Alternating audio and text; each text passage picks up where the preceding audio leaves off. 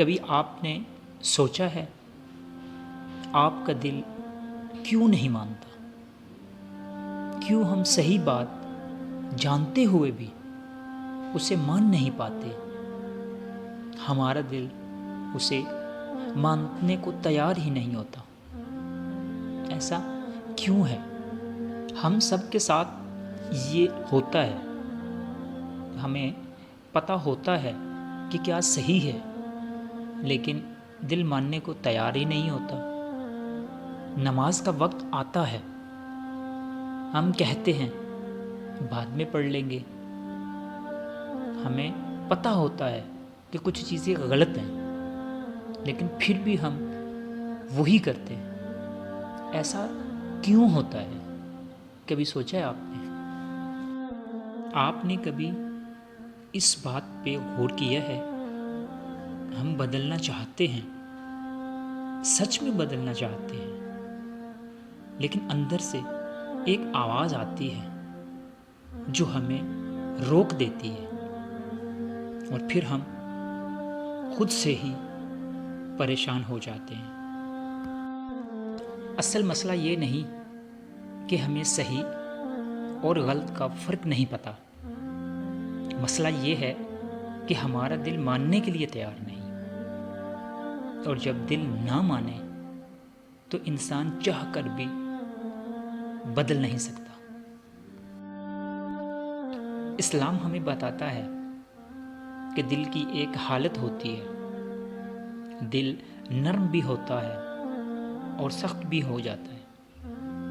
جب انسان بار بار گناہ کرتا ہے تو دل پر اثر پڑتا ہے، اور آہستہ آہستہ دل سخت ہونے لگتا ہے، جس کا انسان کو پتہ ہی نہیں چلتا کہ اسے کیا ہو رہا ہے، اس کے ساتھ ایسا کیوں ہو رہا ہے، جبکہ حقیقت یہ ہوتی ہے کہ انسان گناہوں میں اس قدر مبتلا ہو جاتا ہے کہ اس کا دل سخت ہو جاتا ہے۔ پھر وہی دل جو پہلے نیکی کو آسان سمجھتا تھا، اب اسے نیکی کافی مشکل لگنے لگتی ہے، نماز مشکل لگتی ہے، اچھا کام اسے بوجھ لگتا ہے۔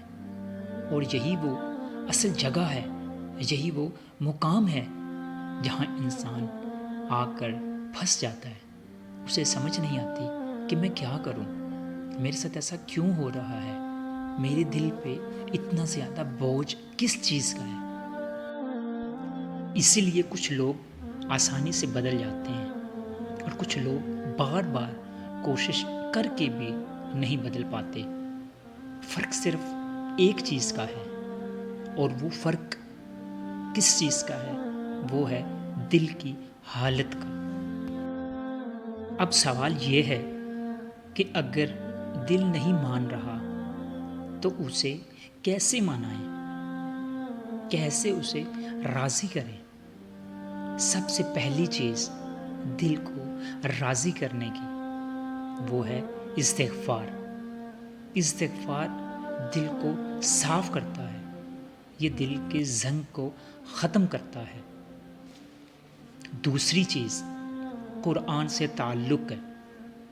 چاہے آپ روز تھوڑا ہی پڑھیں، لیکن مسلسل پڑھیں، پابندی کے ساتھ پڑھیں، قرآن سے محبت کریں، کیونکہ قرآن دل کو نرم کرتا ہے۔ یہ اللہ تعالیٰ کی وہ پاک کلام ہے جو ہمارے پیارے نبی حضرت محمد صلی اللہ علیہ وآلہ وسلم پر نازل ہوا۔ اس کے بہت سے فضائل ہیں۔ جہاں پہ قرآن پاک کی تلاوت کی جاتی ہے، وہاں پہ اللہ تعالیٰ کی رحمتوں کا نزول ہوتا ہے، اور جو شخص اس پاک کلام کی تلاوت کرتا ہے اس کا دل نیکی کی طرف راغب ہوتا ہے، اس کا دل نرم ہوتا ہے، اس کے دل نیکی کی طرف مائل ہوتا ہے۔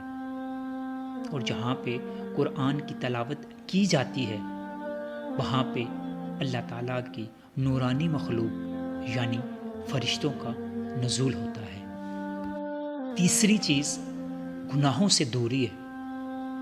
ایک دم سے سب کچھ چھوڑنا مشکل ہے، لیکن آہستہ آہستہ کم کرنا ممکن ہے۔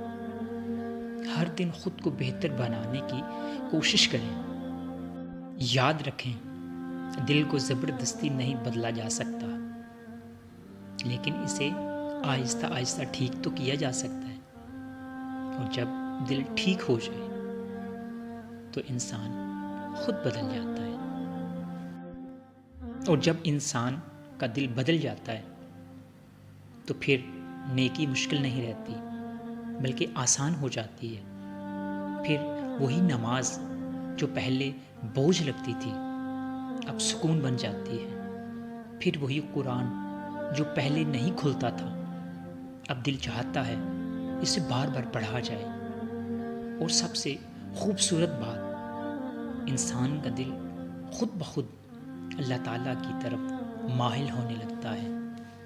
وہ گناہوں سے بھاگتا ہے اور نیکی کی طرف خود کو مائل کرنے کی کوشش کرتا ہے، کیونکہ جب دل زندہ ہو جائے تو انسان کو ہر چیز میں اللہ یاد آنے لگتا ہے۔